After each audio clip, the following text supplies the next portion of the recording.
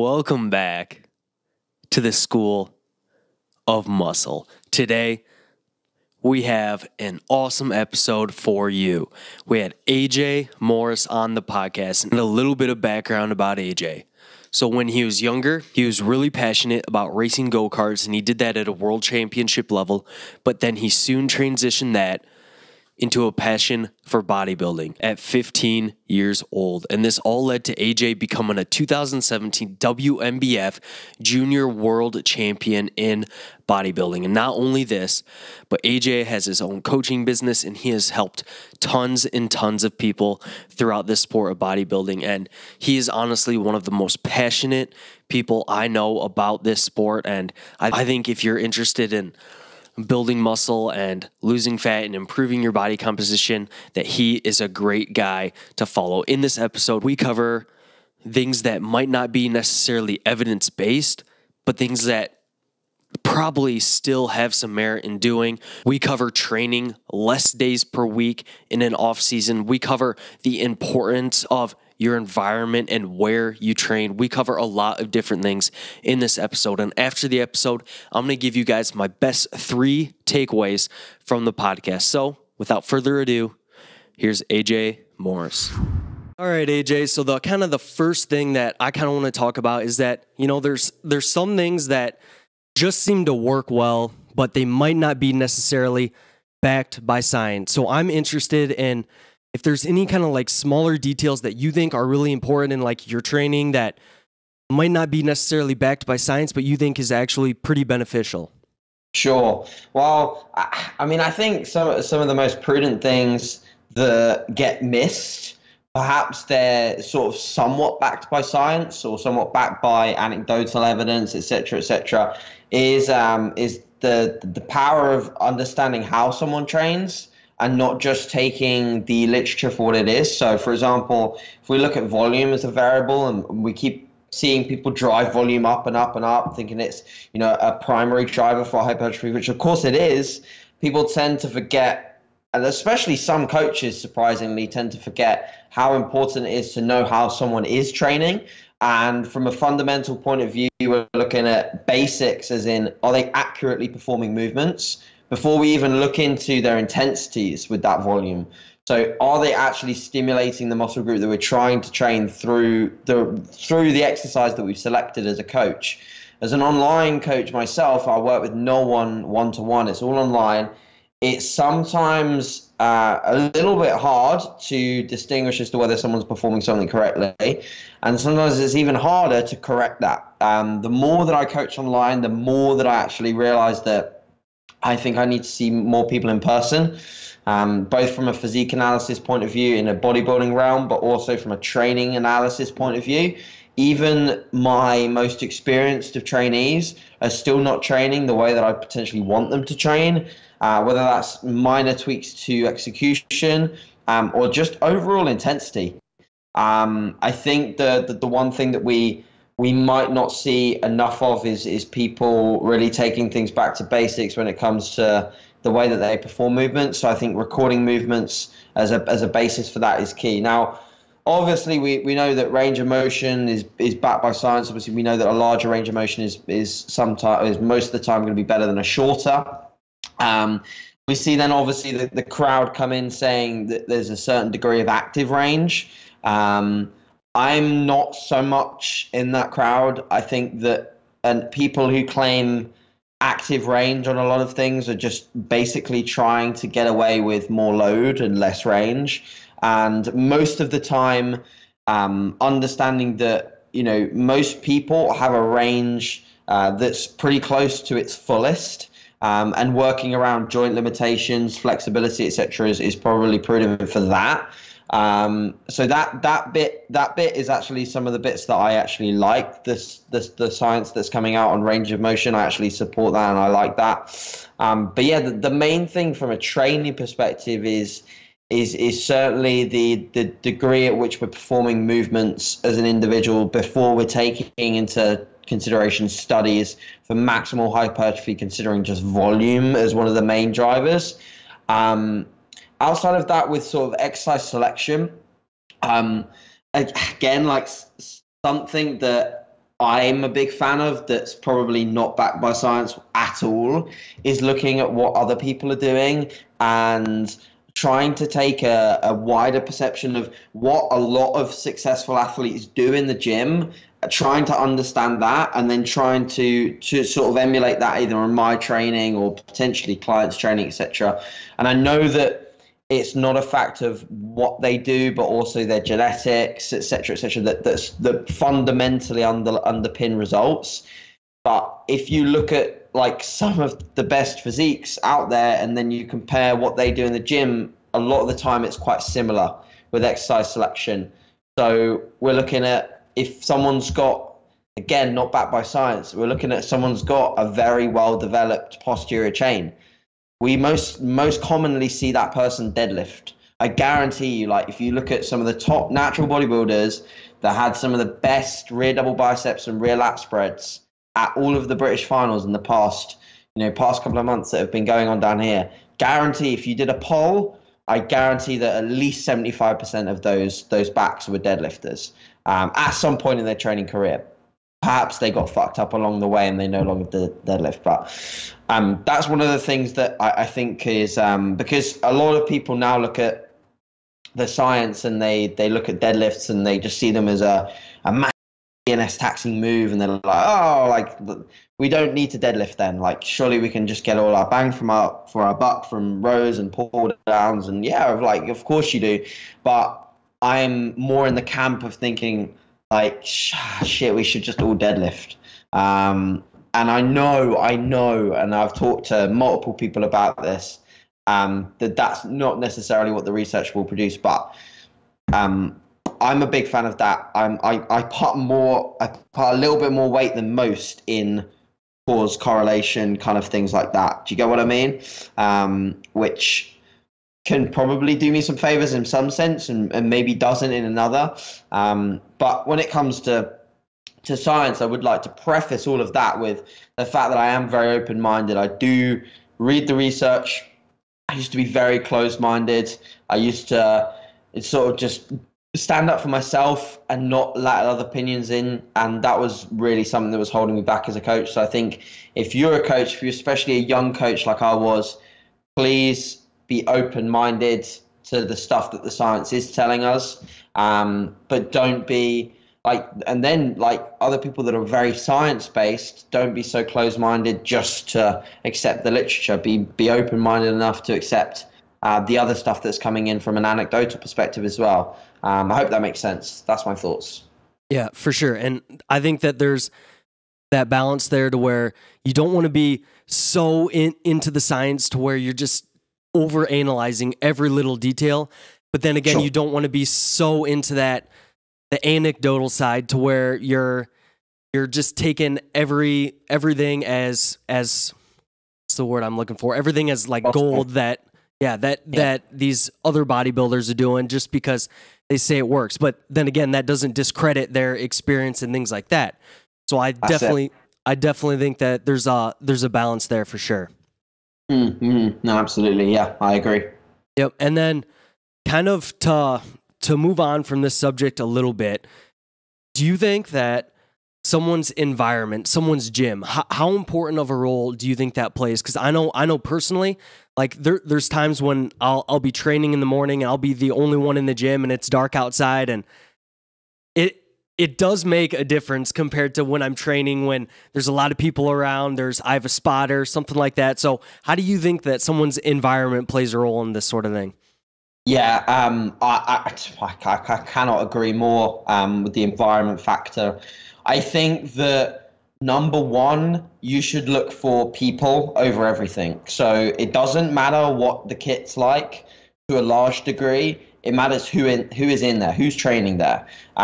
You need to be surrounded by at least two like-minded people in your gym that train at a similar time to you. Because I think that's just so beneficial, and it's something that actually at the moment I'm kind of missing or lacking. I have fantastic gyms in this area, amazing gyms. I'm right in the center of the UK. We have such a wealth of bodybuilding gyms here that, most people would be like, absolutely amazed by. But the thing is, whilst they're full of great equipment, I'm struggling to get my grips with finding some really cool people that I can surround myself with, that make friends with, obviously grab spots, etc., like things like that. That I did have fundamentally at my last gym.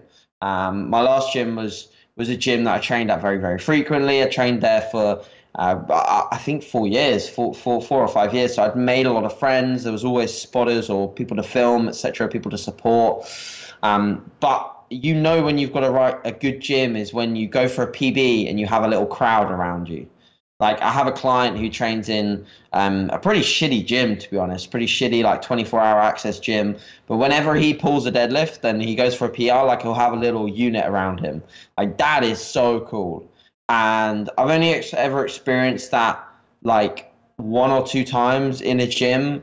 I had it a little bit in my previous gym, but when I first trained, I trained a couple of times when I was in LA at Barbell Brigade, and there was a guy pulling a deadlift PR in there, and there was a huge like group of 5 or 6 people around him.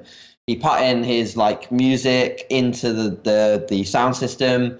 He put it on. He walked around the gym doing laps as you do before you hit a PB, and then he like pulled the PB, and it's like that feeling is ridiculous. It's like massive euphoria, and if you don't ever experience that, then you're shortchanging yourself and your gym environment massively. So I think people over everything, and then like kit wise, of course, it's good to have good kit, but I think a lot of people like give kit, especially some generic kit, they give it too much benefit, too much weight. And we can get a lot from basic movements, and actually having a gym with less options is sometimes just as good as a gym, or even better as a gym with too many options. Like I've been to the East Coast Mecca in New York, the Bev Gym Powerhouse, and it has so many variations. I think it has 5 hack squats. Like, how on God's earth do you decide which one to use? Do you rotate between legs 1, legs 2, and legs 3 and legs 4? No, like it's just too much choice. So I think having a little bit of variety is good, but not too much. Hammer strength gets way too much smoke up its arse. It's not that good. The strength profile on a lot of the pull down variations is pretty poor. It gets heavy where you don't want it to get heavy, and that's not good at all. You can get a lot of really good like forcible contractions with good cable stacks. Like I'm a good fan of good cable stacks. I'm a big fan of an environment that has barbells that are straight, because you go to a lot of good gyms, like really well kitted out gyms, and all the barbells are bent from people doing rack pulls, too heavy rack pulls, bending loads of really nice bars. Likewise with plates, I'm a big sucker for weight plates. I absolutely hate plastic weight plates that have got chips in them. Chips big enough to actually affect the loading. That is a big OCD problem for me. So I like metal plates that are all the same fucking weight. They don't have bits dripping off them and things like that. I'm a big fan of that. But yeah, like I said, like environment is so key, and probably one of the best gyms that I've been to from an environment perspective and the way that they probably treat you in there on a daily basis is Das Gym in Vienna. It's where Valentin Tambosi trains. You should get him on the podcast if you haven't already. Sure. He's an awesome guy to speak to. And the environment there is like they've made it like a shrine for bodybuilding, weightlifting, and powerlifting. It's just incredible that like they have like basically a museum in there as well as a gym. They have a communal room where you can play pool, you can play table tennis, air hockey, you sit down, chill out, and study if you're at university. They've made it a family gym basically, where you can come and not only train, but you could spend a whole day there and be absolutely fine, just chilling out, relaxing, which is very rare, like very rare. Once you've finished at the gym, for most people, you want to go home. So like somewhere like that here would be fantastic. I've even considered in my head of like going out there and spending some time out there just to train, simply just to train and enjoy life out there. But at the moment that's not too feasible, but in the future maybe it is. But yeah, I'd say that environment is so key. So if you haven't found a good environment for yourself, then drive a decent amount of time period, or get a train or commute or something to to somewhere where you can take your training seriously, because it will make a big difference for sure. Yeah, I think you touched on a lot of great points there, especially the community aspect of a gym. Like I know at the gym I train at, it's basically like you're in there, head down, everybody's like peacocking each other to where it's this college gym, so it's a bunch of, younger guys in there, and it's just not like a great community where you feel like everybody wants everybody to get better. It's more like who can wear a cooler stringer or a tighter shirt and look at these girls while they train is more how it goes there. And I think that the social aspect of things can be pretty dang important. And how important do you think is like someone's progress reliant on like relationships and having a good social life and things like that? And you don't need to go like too far into depth with this or anything, but I know that recently might be having a girlfriend, and absolutely. Do you think that you can just speak to that? Sure. So yeah, I mean, I've before I met my current girlfriend, who I've been with for about 5 months now. I was single for a long period of time. Beneficial in some ways, in the sense that you can focus on yourself. Massively detrimental in others, in that I really didn't have any balance, any degree of balance, and I mean any degree of balance. When I was prepping, it would be literally all about work, training, and expenditure, and that was it. Like nothing else. Now I've totally restructured my entire week. My week used to look like Monday till Sunday work. I would have no days off. My family used to, like my mom, dad used to always say to me, like, why the hell do you not like take a day off? You need a day off. And I wouldn't take a day off at all. I had no reason to, apart from the fact that I was probably just doing too much. But I didn't even realize that, because we love what we do. We could quite happily work away all the time, no issues whatsoever. So yeah, I didn't really realize that I needed a day off. So I restructured my entire week. I now only work, well, I do bits on the weekend. Obviously, if I'm at a bodybuilding show, I'll be there. I do little bits, but I do a lot less. Saturdays and Sundays for me are pretty blank. And that's because I'm spending time with Danny. Like, that's it. So for me, it's given me a big benefit in terms of taking time off the gas, doing things like going to the cinema, which is probably one of the only environments where I put my phone away. There's like two environments where I put my phone away. It's on a plane, where it's in airplane mode, and in the cinema. So, like, yeah, it makes me relax a lot more. It's benefited my training massively. It's made me do things like this, where I was telling Danny constantly how like fucked up and fatigued I was. She was like, you need to rest. You need to take a deload or take some days off. You need to, like, sort of kept hammering that away at me. And without that, I probably wouldn't have done it when I needed to. I'd have waited until it was too late, i.e. I'd have got injured. And that's just, unfortunately, it's my stubborn bodybuilder mentality, which I don't think I'll ever really get rid of, if I'm honest. And I'm not afraid to say that. I'm not afraid to say that I do things that are probably incorrect out of stubbornness. But unfortunately, it's like a catch-22. It's like, unfortunately, fortunately, because fortunately, being a stubborn bodybuilder actually makes you very, very, very tough mentally. So I could keep forcing myself into an overreached hole with, only the negative in my head of getting hurt or just feeling like complete rubbish. But I've kind of been used to feeling like complete rubbish, because when you prep for 45 weeks, you feel like complete rubbish all the time towards the end. And when you spend a lot of time there, overreaching is nothing in comparison. So yeah, like it's for me, it's just a huge benefit. It will make me a better bodybuilder for sure. Because we forget as bodybuilders that stress is a huge variable that unfortunately a lot of us don't manage enough. And the stress of training in an off season is super duper high. We're overloading our sessions, and we need to control that. We need to take deloads. We need to take time off. The stress of dieting is chronic when we're very lean. Having times like, spending time with your girlfriend, or relaxing, or just having another person around you. Like, I live on my own at the moment. When I see Danny, it's must admit I do enjoy her being here a lot more than me being on my own. And I've learned to accept that massively.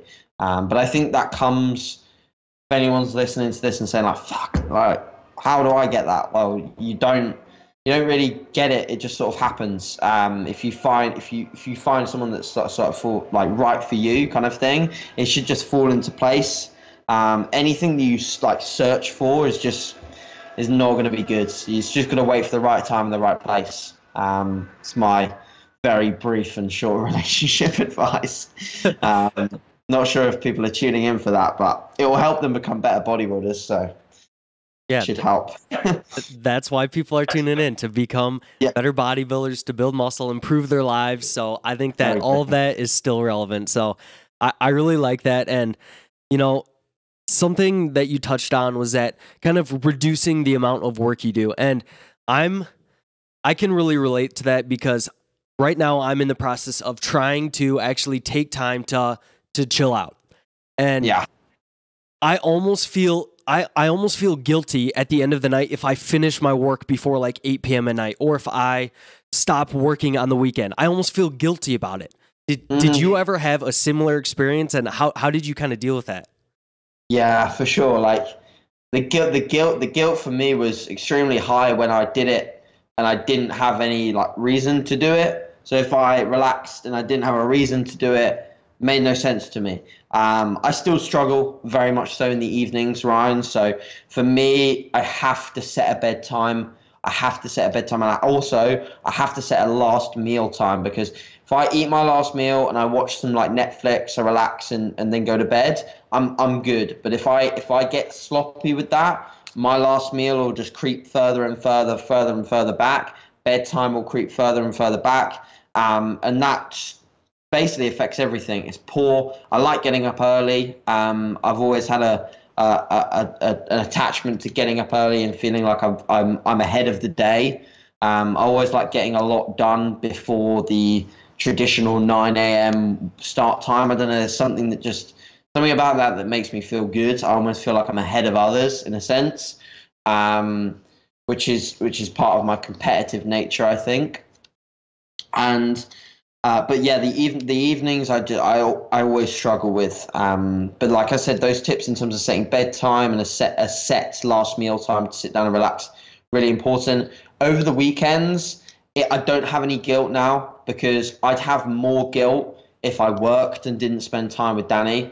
So it's like finding something that removes the guilt by you feeling bad if you didn't do that. So that's difficult though, because obviously that takes time. Perhaps it's spending time with family.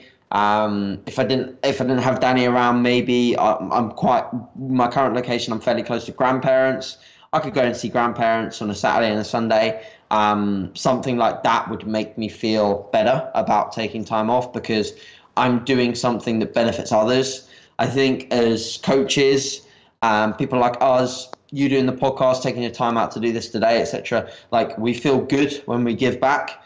So if you do something that's outside of work, but you're still giving to others and you're giving someone else benefit, you're making someone else happy, then that should remove the guilt a little bit. But likewise, there isn't anything wrong with making yourself happy.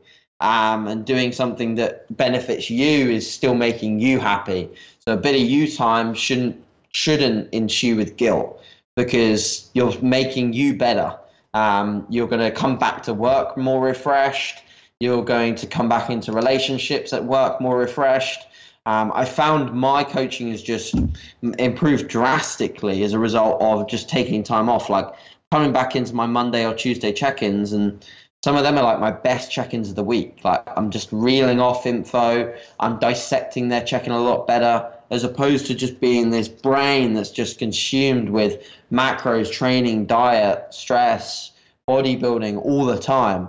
I noticed it the biggest way after these last couple of weekends with all the British finals. I've noticed my Monday check-ins certainly take a hit in terms of just my general ability to relay and analyze information, because I've just been consumed by bodybuilding all weekend, whereas I'm used to being not so consumed. I'm used to Sunday being like a different day, like we'll go out for brunch, we'll go to the cinema. I'm used to that reduction in stimulus, I guess is the way to put it. So I think that, you just need to make sure that time is given to yourself if you don't have anyone else to spend time with at the moment. But that would be my advice to anyone listening that's in that situation. Yeah, I think that's great advice, and I really like the idea of filling that time with stuff that's either viewing it as something that's gonna benefit your own life, and viewing it as something as time that could benefit other people too, like going and visiting family and doing things like that and building your relationships. I really do like that, and I just don't know why I can't get my head wrapped around it. Like, we have off days in the gym with our training, and we come back with less fatigue and we're more productive, can train harder, and the same sort of deal with work. You take an off day, you come back, you're more productive, you can work harder, you can get more done, and it just kind of works the same way there. Works in two hands, for sure. For sure. Totally. So one thing you touched on there was that during the off season, we are overloading ourselves. We have more stress. We have a little bit more stress in our sessions probably than during a dieting phase, because we're overloading a little bit more. Correct. And you've talked about decreasing the amount of days you train in an off season compared to a dieting phase. So would you like to speak to kind of why you decide to do that and kind of how you set that up? Yeah, so to give a bit of background, I've always been someone that trains 6 times a week. My split was always a Monday to Saturday, and for a good period of time, I could get away with that. And I think that mentally, I was always trying to ignore the fact that it probably wasn't working well. The reason why I always knew that it didn't work well is my Friday and Saturday sessions were always just not the same, like either dragging my heels a bit, not as good a pump, not as good contraction, just mentally a bit foggy going into the sessions. Like every single time this happened, but I just fought through it because once I got to the gym, I love training. Like I could quite easily still train 6 days a week straight, no issues whatsoever, absolutely fine. I'd mentally be able to hack that, but would it be optimal? I don't think so. The reason why I reduced my sessions down to 5 days per week is simply through analysis of that fact.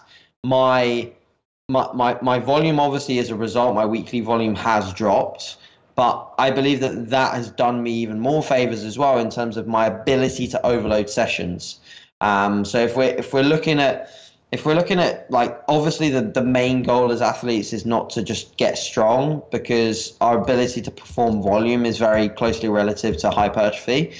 But if our sessions over the course of like an 8-week period are just non-overloading at all, in terms of like you're doing the same volume, you're doing the same weight, the same reps, like that's just spinning your wheels.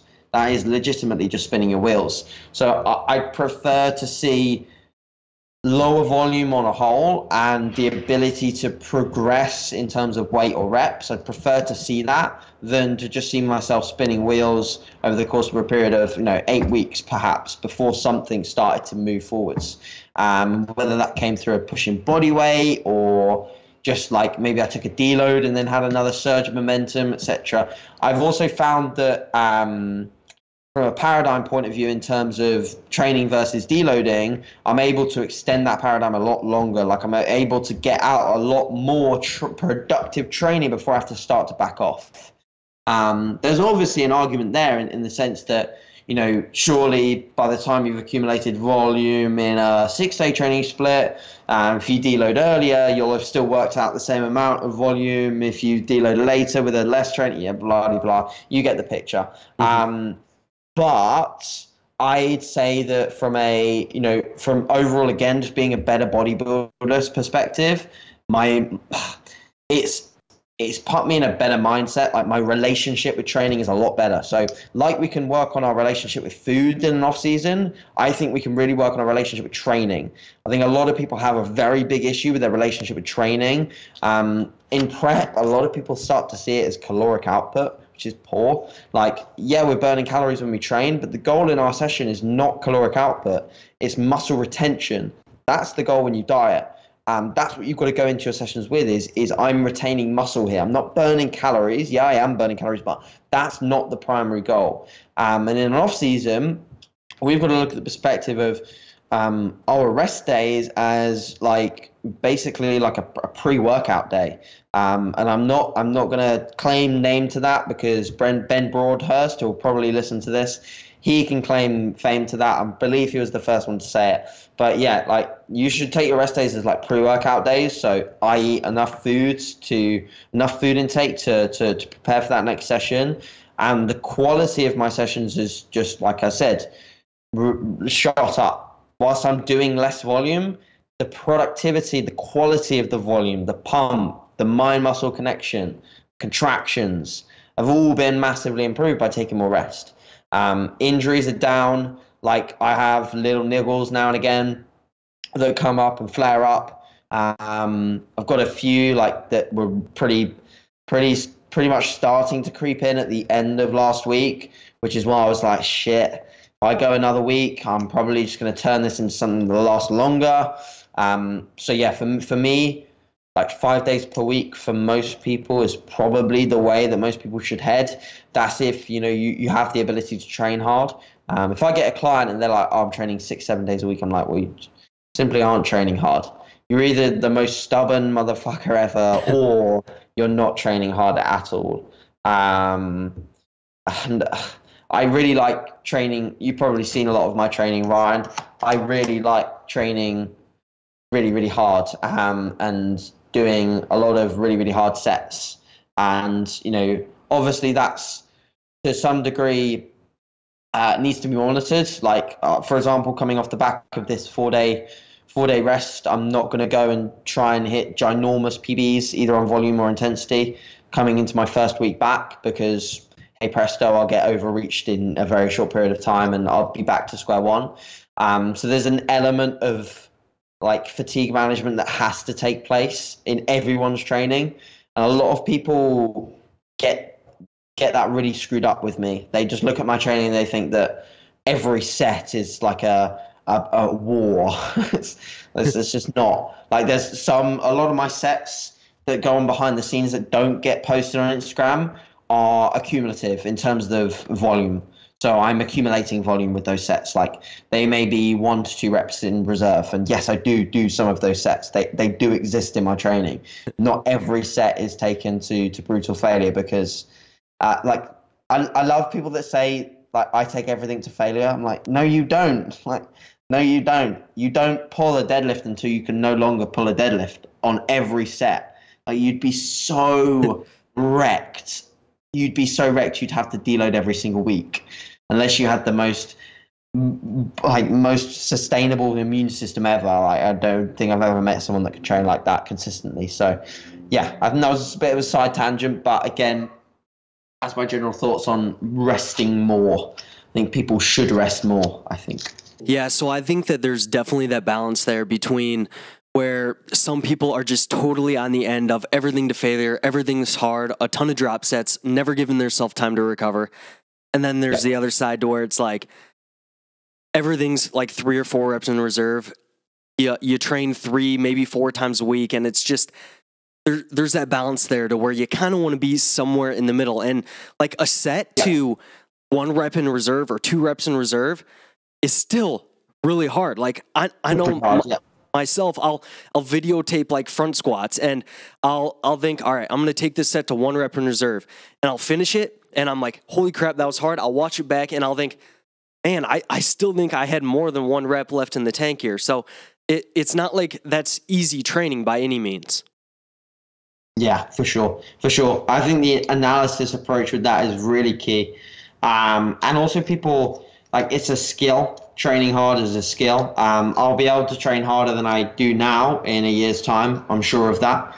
The more people that I train with and surround myself with, again, environment-based, is huge for developing your ability to train hard. A lot of people that think they train hard, go and train with someone that trains harder than you, and then you'll realize that you're not training hard. I've realized that multiple times. I thought I trained hard, went to train with someone that I knew trains really hard or looks like they train really hard, and I'm like, holy shit, this is a whole new level. And you'll be surprised.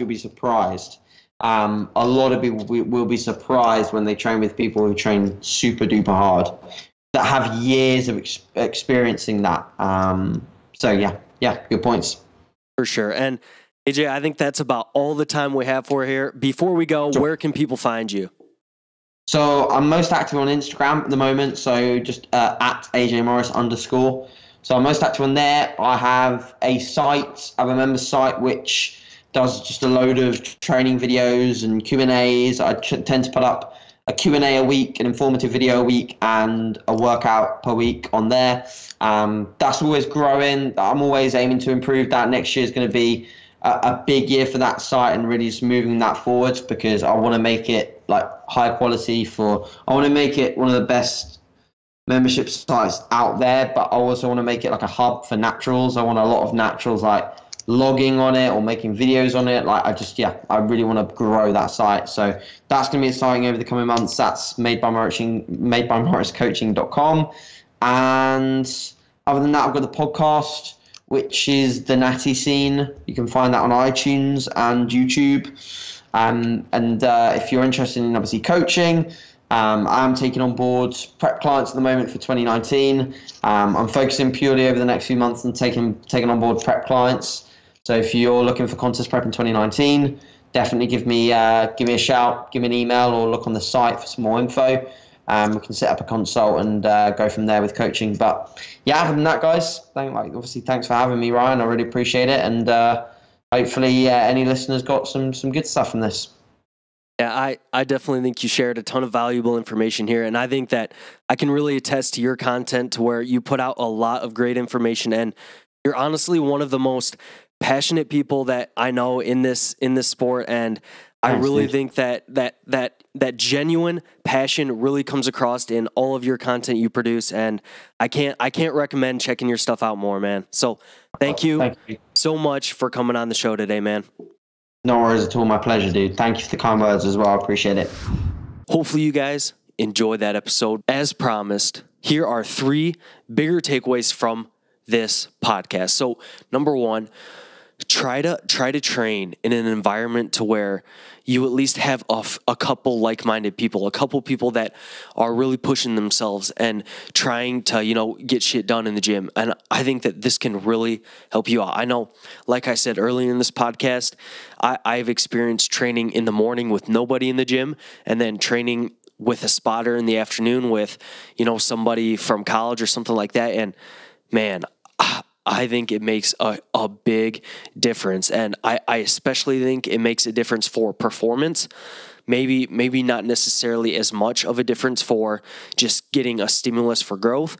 But then again, you can argue that the better you perform, the more of a stimulus for growth you're going to be able to provide. So I do think that that's probably something that's pretty important. And the second big takeaway is that if you are interested in having big erectors, those are the muscle groups kind of in your lower back, it might not be a bad idea to include some deadlifting in your program from the floor, because something that AJ mentioned was that it just seems that a lot of people who have these bigger erectors deadlift.